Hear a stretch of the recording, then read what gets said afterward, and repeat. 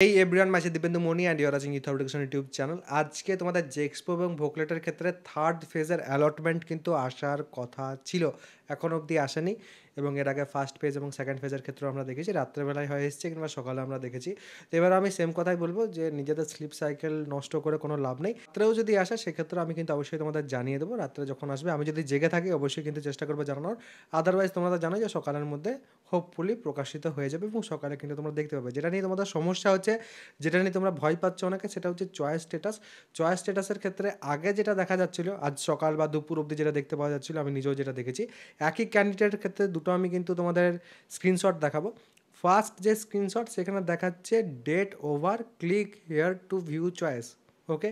আর তারপরে choice status এখন রাত্রেবেলায় দেখাচ্ছে রাত্রেবেলায় না, অ্যাকচুয়ালি সন্ধ্যার আশপাশ থেকে কিন্তু দেখাচ্ছে।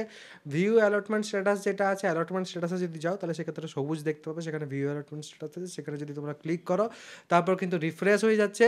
কোনো নতুন পেজ কিন্তু এখন খুলছে না, মানে এখন অবধি কিন্তু অ্যালটমেন্ট আসেনি। অ্যালটমেন্ট যখনই আসবে আমি চেষ্টা করবো জানিয়ে দেওয়া। যদি বেশি রাত্রে আসে সেই ক্ষেত্রে হয়তো নাও জানাতে পারি, কারণ ঘুমানোরও দরকার আছে। সেক্ষেত্রে সকালে কিন্তু ডিসকাশন হবে।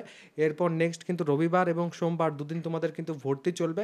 তো রবি এবং সোম দুদিন তোমরা কিন্তু ভর্তি হতে পারবে। অ্যান্টি র্যাগিং নিয়ে অনেকেরই হয়তো অসুবিধা হতে পারে।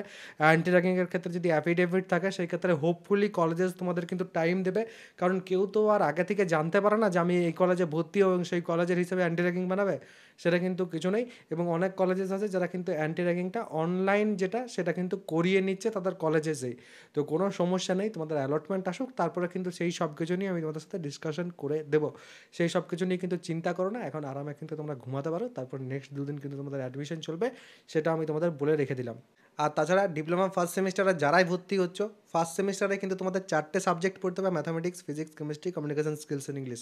তুমি যে কোনো ব্রাঞ্চেই ভর্তি হও না কেন বা যে কোনো ব্রাঞ্চেই তুমি পাও না কেন, প্রত্যেকের ক্ষেত্রেই ফার্স্ট সেমিস্টারের সিলেবাস কিন্তু সেম, কারণ এই বেসিক 4টে সাবজেক্ট কিন্তু প্রত্যেকেই শিখতে হয়। এবং সেই ক্ষেত্রে আমার যে ব্যাচ আছে সেখানে কিন্তু তোমরা এনরোলমেন্ট নিতে পারো, ব্যাচে কিন্তু আমার আসতে পারো, কারণ অল ওভার ওয়েস্ট বেঙ্গল প্রচুর স্টুডেন্ট কিন্তু সেখানে অলরেডি এনরোলমেন্ট নিয়ে নিয়েছে। যদি কেউ চায় তাহলে সেক্ষেত্রে নিচে দেখো ডেসক্রিপশন, পিন কমেন্ট, দু জায়গাতে কিন্তু অ্যাপ্লিকেশন যেটা আমার তার লিঙ্ক দেওয়া আছে, সেখান থেকে অ্যাপ্লিকেশনটাকে ইনস্টল করতে হবে। তারপর ইনস্টলেশন হওয়ার পর উপরে ব্যানার বা কোর্সেসের সেকশন যে কোনো জায়গা থেকে কিন্তু আমার যে ব্যাচ সেখানে তোমরা যেতে পারো। সেখানে যাওয়ার পর ওয়ান টাইম পেমেন্টেরও অপশান আছে, আবার ইএমআইয়েরও অপশান আছে। ইএমআই মানে হচ্ছে মাসিক পেমেন্ট করতে হবে তোমাদের।